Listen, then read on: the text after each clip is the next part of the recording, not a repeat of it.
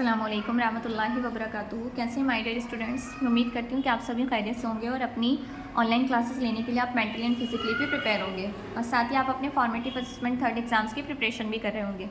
And now class, आज मैं आपको ईवीएस में lesson number 12 dealing with an emergency, आज मैं आपको इनके बुक वर्क कराऊंगी, question number A, B and C। But मैं चाहती हूँ क्लास के बुक वर्क स्टार्ट करने से पहले आप इस चैप्टर का मीनिंग समझें कि इसमें आपको क्या बताने की कोशिश की गई है। क्लास, इमरजेंसी एक ऐसी सिचुएशन होती है जिससे हम हिंदी में आपातकालीन स्थिति भी कहते हैं। इस स्थिति, ये इस तरह की जो स्थिति होती है वो आपकी हेल्थ, लाइफ, प्रॉपर्टी और आपके एनवायरनमेंट, इन सभी चीज़ों के लिए बहुत खतरनाक एक खतरा बनकर साबित होती है। So this kind of situation is called an emergency.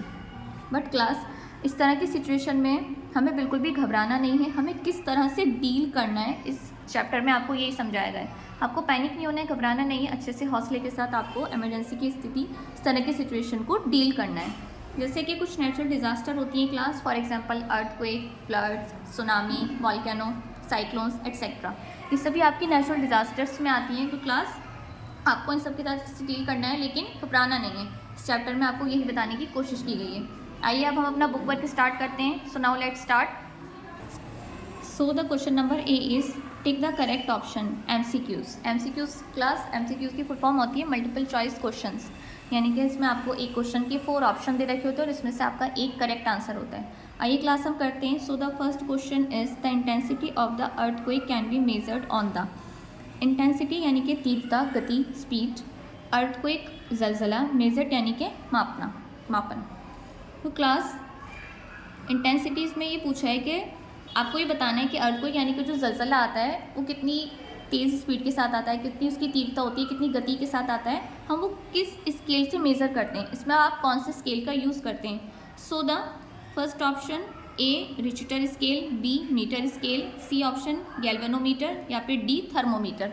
So class, correct answer is Richter scale. हम कौन से स्केल का यूज़ करते हैं? रिचटर स्केल का। अक्सर आपने न्यूज़ वगैरह देखी होंगी, उसमें भी आपने देखा होगा कि उसमें बताया जाता है कि कितनी तेज़ रफ्तार के साथ और इतनी कितने टाइम पीरियड के साथ जलजला आया था। जैसे कि फॉर एग्जांपल 3.5 किलोमीटर पर second.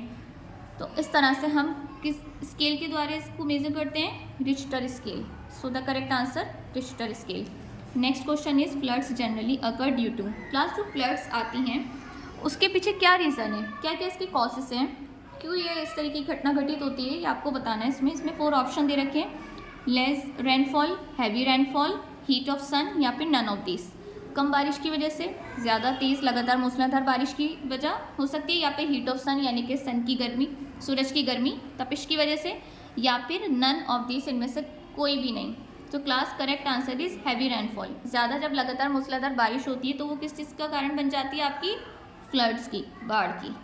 And the next question is which of these does not take part in relief operation.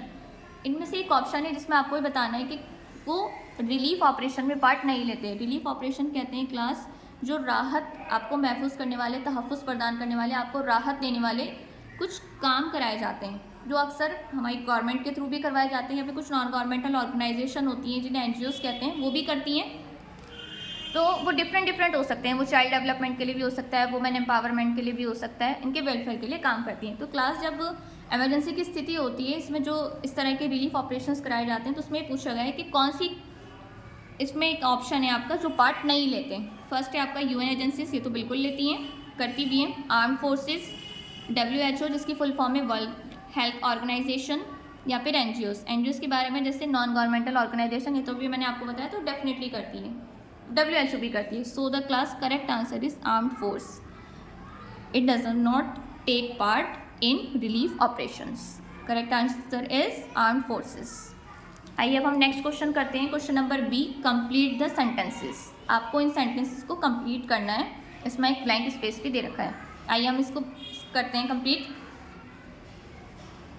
First is a situation that poses an immediate risk to health, life, property और environment is called an dash emergency. जैसे कि class, मैंने अभी आपको जब chapter का meaning समझाया था, जब भी मैंने आपको ये सेंटेंस बताया था कि एमरजेंसी की जो सिचुएशन होती है, वो आपकी आपातकालीन स्थिति, वो हमारे लिए एक रिस्क तो होती ही है, आपकी हेल्थ, लाइफ, प्रॉपर्टी और हमारे एनवायरनमेंट, इन सब के लिए खतरनाक साबित होती है। और इस तरह की सिचुएशन क्या कहते हैं? Emergency.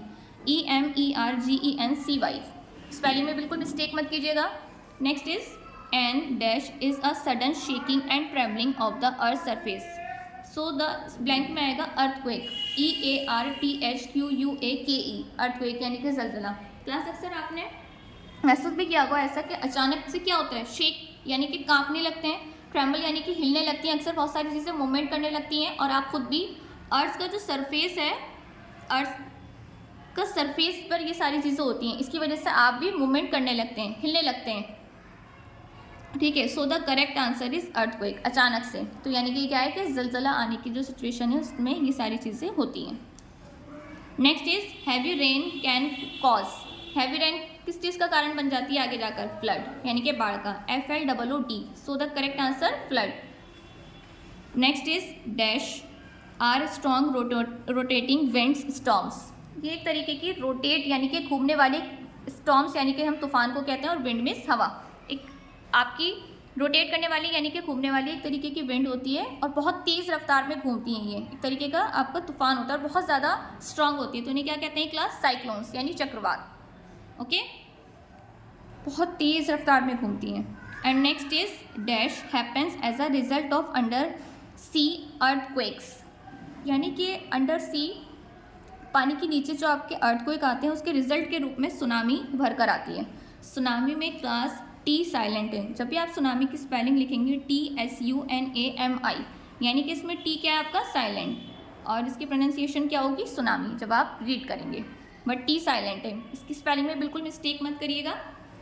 And next is the intensity of an earthquake is measured on a Richter scale, क्या आएगा इसमें, रिक्टर स्केल, RICHTERSCALE, बिल्कुल ध्यान से फिल करिएगा क्लास, और स्पेलिंग मिस्टेक्स नहीं हो। इंटेंसिटी जैसे कि अभी मैंने आपको बताया, MCQ के भी हम क्वेश्चन नंबर 1 में इसको कर चुके हैं। इंटेंसिटी यानी कि जो तीव्रता है, गति है अर्थक्वेक की, जलजले की, उसको मेज़र हम कौन सी स्केल से करते हैं, Richter scale. So now class question number A and B हमारा यहाँ पर कंप्लीट हो गया है। अब हम क्वेश्चन नंबर C करते हैं, tick for correct and cross for incorrect statement. Class आपको टिक करना है करेक्ट स्टेटमेंट के लिए, और आपको क्रॉस करना होगा फॉर इनकरेक्ट स्टेटमेंट्स के लिए।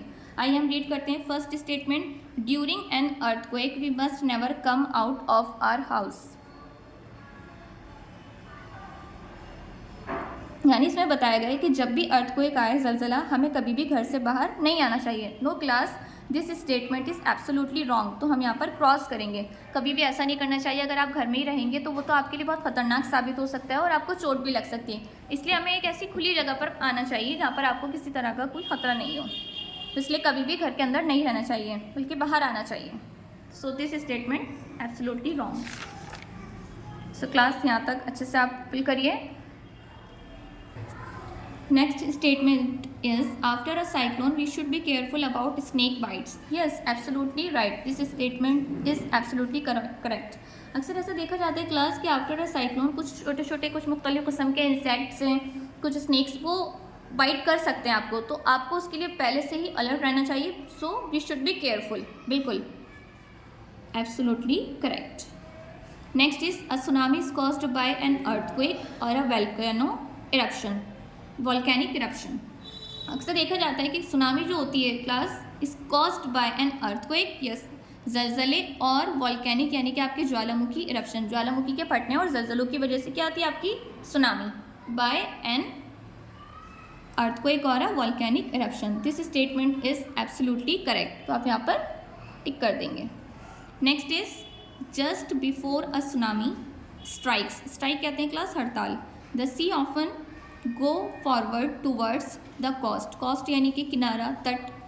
क्लास ये बताया गया है इसमें कि जस्ट बिफोर सुनामी स्ट्राइक से पहले सी यानी कि समुद्र, समुद्र जो है वो किनारे की तरफ जाता है आपका, गो फॉरवर्ड करता है। नो क्लास ऐसा नहीं है, बल्कि वो रिसीड्स करता है, यानी कि उसकी तरफ घटता चला जाता है, कम होता है, लेकिन कभी भी गो फॉरवर्ड नहीं करता। सो दिस स्टेटमेंट इज रॉन्ग।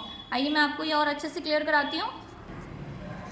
आइए, just before a tsunami strikes the sea often recedes from the coast, क्या करता है, रिसीड्स करता है, घटता चला जाता है, कम होता है, बट कभी भी गो फॉरवर्ड नहीं करता। So that statement is absolutely wrong. And next is floods generally occur due to heavy rainfall, बिल्कुल एब्सोल्युटली करेक्ट, ये तो बिल्कुल सही, और अभी हमने आपके MCQ में भी रीड किया था। तो क्लास हैवी रेनफॉल की वजह से ही आपकी फ्लड्स आती हैं, मूसलाधार लगातार हैवी रेनफॉल होने की वजह से, बारिश की वजह से। So this statement is absolutely correct. So now class हमारा क्वेश्चन नंबर सी भी यहाँ पर कंप्लीट हो गया है। So now class question number A, B and C finally हम कर चुके हैं इस चैप्टर नंबर 12 का बुक वर्क। आप सभी स्टूडेंट्स इस वीडियो के थ्रू आप अपनी बुक में फिल करेंगे और बिल्कुल भी फिल इन द ब्लैंक्स में आप स्पेलिंग मिस्टेक्स नहीं करेंगे, बिल्कुल भी नहीं। और आपको इसको अपनी बुक में तो फिल करना है और उसके बाद आपको जितना भी बुक वर्क आज मैंने आपको कराया वो आपको लर्न भी करना है। ओके क्लास, जब तक के लिए मिलते हैं नेक्स्ट वीडियो में एक न्यू टॉपिक के साथ। जब तक के लिए आप अच्छे से लर्न करिए और अपना सभी सब्जेक्ट्स का वर्क भी कंप्लीट करिए। ओके, अस्सलाम वालेकुम रहमतुल्लाहि व बरकातुहू एंड कीप हार्ड वर्क।